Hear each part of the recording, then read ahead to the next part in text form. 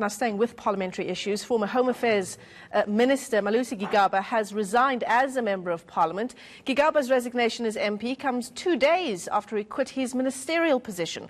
The minister had faced growing pressure to quit after Public Protector Busisiwe Mkhwebane found him guilty of violating the Constitution in the Fireblade terminal saga.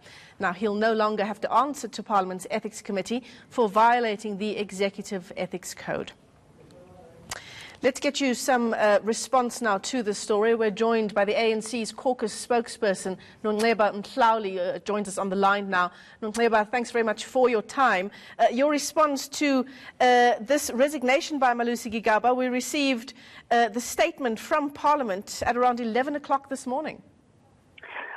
Good afternoon, Michelle. Indeed, the Chief Whip of the ANC, Comrade Jackson Mthembu, received Comrade Gigaba's letter today, this morning, stating that he is stepping down as a Member of Parliament, and the Chief Whip has thanked Comrade Gigaba for his distinct service to not only the country but also to the ANC as well. Now, of course, what this means, now that he's officially resigned as an MP, is that he no longer faces that hearing before Parliament's Ethics Committee, as was recommended by Busisiwe Mkhwebane, the Public Protector. In your opinion, is this fair that ministers like Malusi Gigaba, in this instance, would escape answering for some questions that Parliament has to ask him in terms of executive ethics and the Executive Ethics Code?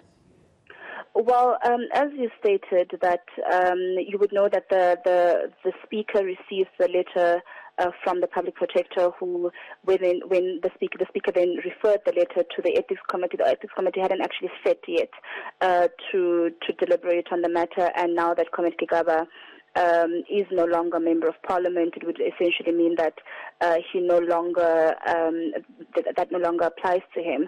But we wouldn't, in our view, that is not escaping or escapism in any regard.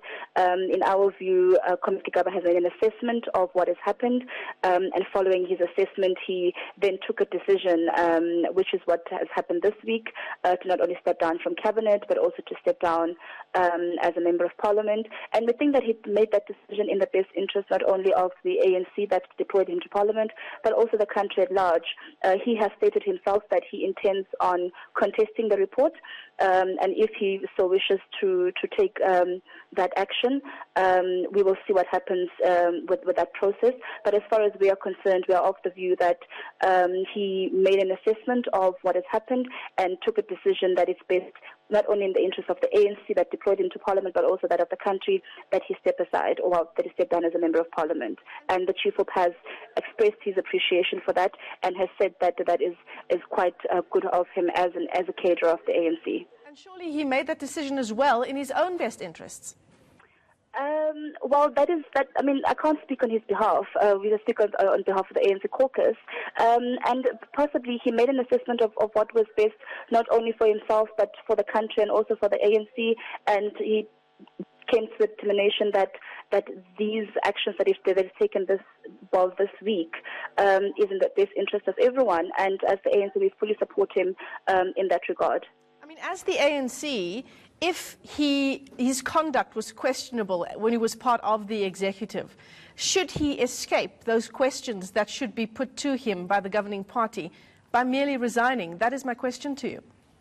Well, remember, he is contesting what the findings of the report is, and he is of the view, as I said again, I don't want to speak on his behalf, but what he has stated publicly is that he is contesting what the findings of the report are, and that he intends on taking that particular report and review, and while still pursuing that avenue, has decided that it's in the best interest of the ANC and of the country to step down. So again, I reiterate that we are not of the view that it is escaping, but we are of the view that given his assessment that even though he wants to contest the findings of that report, he would rather not do so while still being a Member of Parliament. All right, so just before I let you go, I'm going to push you on this issue. If that review is set aside and there are still questions remaining around his conduct as a member of the executive, would the ANC caucus then insist that he come and answer for those questions? Well, it would be a matter for the ANC the ANC as an organization at the Lesotho House, because remember, ANC caucus. The ANC caucus acts on members in their capacities as members of parliament.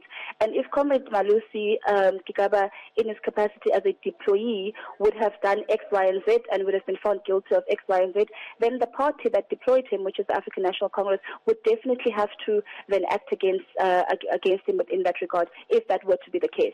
All right, well, thanks very much for your time speaking to us here on the channel. The ANC's caucus spokesperson, Nontleba Mhlauli, speaking to us there. Malusi Gigaba resigning as a member of parliament. We're told ANC Chief Whip Jackson Mthembu has accepted his resignation and thanked him for putting the interests, this is a quote, thanked him for putting the interests of the ANC and the country first.